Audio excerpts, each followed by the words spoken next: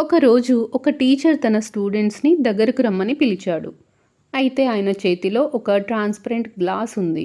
ఆ గ్లాస్లో సగం వరకు నీళ్లతో నిండి ఉంది. ఆయన పిల్లల్ని ఇలా ప్రశ్నించాడు. పిల్లలు, మీరు ఈ గ్లాస్ని చూసినప్పుడు ఏం గమనిస్తున్నారో చెప్పండి. అప్పుడు మొదటి స్టూడెంట్ స్ట్రైట్గా ఇలా అన్నాడు, సార్, ఇది సగం ఖాళీగా ఉంది, ఇందులో ఇంకా నీళ్లతో నింపాలి. రెండో స్టూడెంట్ చిరునవ్వుతో ఇలా అన్నాడు, సార్, ఇది సగం నిండి ఉంది సార్, బాగానే ఉంది అని. అప్పుడు ఆ టీచర్ కాసేపు మౌనంగా ఉండి వాళ్ళని చూశాడు. తర్వాత మెల్లగా ఇలా అన్నాడు, ఈ గ్లాస్ ఎలా ఉందో కంటే మీరు దానిని ఎలా చూస్తున్నారన్నదే ముఖ్యం. ఒకరి దృష్టిలో లోపం, మరొకరిది సంతృప్తి. జీవితము అలాగే ఉంటుంది. పిల్లలు, మనకిచ్చిన దానిని మనం ఎలా అర్థం చేసుకుంటామో అది మన ఆనందాన్ని నిర్ణయిస్తుంది.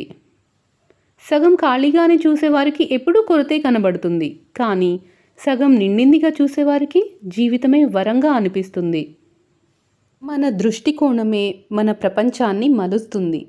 గ్లాస్ సగం ఖాళీగా ఉందా లేక సగం నిండి ఉందా? ఈ ప్రశ్న కంటే మీరు ఏం చూసేందుకు సిద్ధంగా ఉన్నారు అనేదే అసలైన ప్రశ్న.